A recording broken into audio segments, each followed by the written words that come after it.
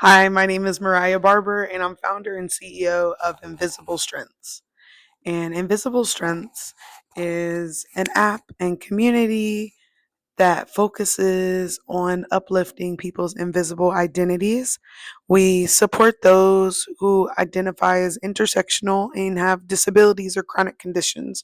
What I mean by that is people who fall within the disability community and also are queer or also are BIPOC or also identify as trans. And this really came out of a systematic issue that 1 in 4 people that are currently working have a chronic condition or disability. And depending on if they have another marginalized identity, they are likely to be stealth or to be unemployed or underemployed. And we really wanted to change that and empower the community.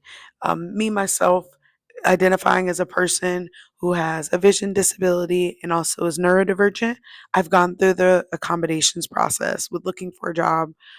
I've been on different job boards and different chats for queer people, for people with disabilities, for people who are BIPOC. And I figured, how can we bring these groups together so that people can feel less isolated and have a less complex experience than I did? For the next 12 months, our goals are really to be able to help more people with disabilities find jobs that are affirming and are a good culture fit. We do this through educational trainings that we put on where we explain disclosure, how to talk about accommodations, how to look for jobs based on accommodations for people with disabilities who are job seekers. And then we also provide capacity building workshops for organizations that want to learn a bit more about accessibility, about things like universal design, meaning designing for all types of people, want help with looking into their policies and procedures, about how they can be more affirming, and so on. Systematic issues that we want to address is really helping economic mobility be accessible for those within the largest minority group that we have, which is folks with disabilities. I like to say if we live long enough, all of us are going to join this group because as we age, our mobility and our cognition changes. So, folks who are progressive, folks who are invested in the future, really already are thinking about how to support what's going to happen to all of us at the end of the day and making spaces that really are welcoming to all and center everyone's needs. And when we think about strategies for building power, really we focus on um, a for us by us or FUBU mentality, where this is 100% disability, BIPOC, trans, and queer owned and operated. Really, we want to hear from us about what supports we need, what's working, what's not working, to get to the root of the problem. Even with the application that we have, which is an app that allows people to search for jobs based on their accommodation, whether that be a screen reader or an ergonomic chair or flexible scheduling, and also be able to look for the skills that they're looking to complete in their next role. Building that application, we 100% centered those who are intersectional in the design process, from the people who coded it to the people who did the UX design to the people on the sales team.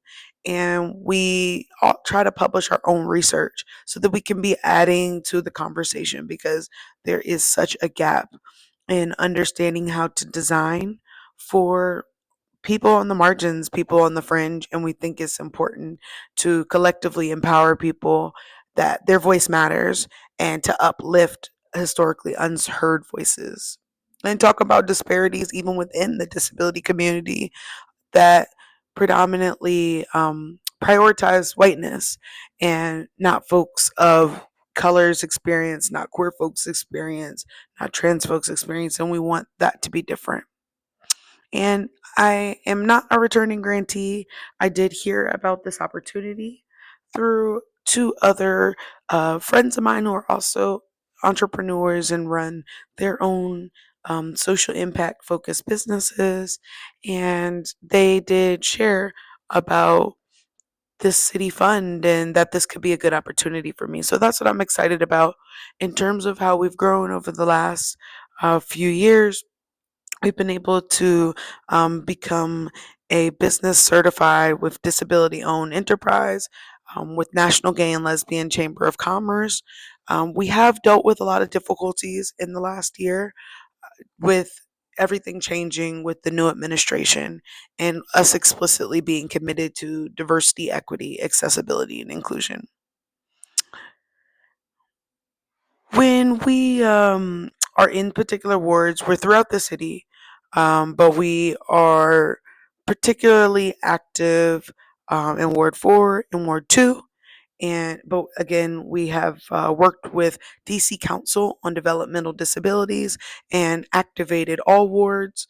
Um, One event that I really love we work on is an annual summit that is held at MLK Library. And we also work with National Disability Institute, which is also housed in DC. Again, just talking about the power of entrepreneurship, of owning your own story and empowering yourself to understand your rights and how to get ready for employment. The history with DC communities is I am a very passionate organizer in the community around LGBTQ rights, disability rights, and so really am entrenched there and have been able to build power with organizations over the last 7 years. Um, and we are really excited just to continue to work with DC residents. This involves people who are transplants and natives. And yeah, I'd also love to share that we love just supporting. There's always a summit with DC Technology for supporting those with disabilities. And we also love to share our research and the application of that space too. And just passionate about, again, creating things for us and by us that improve our quality of life. Thank you for listening.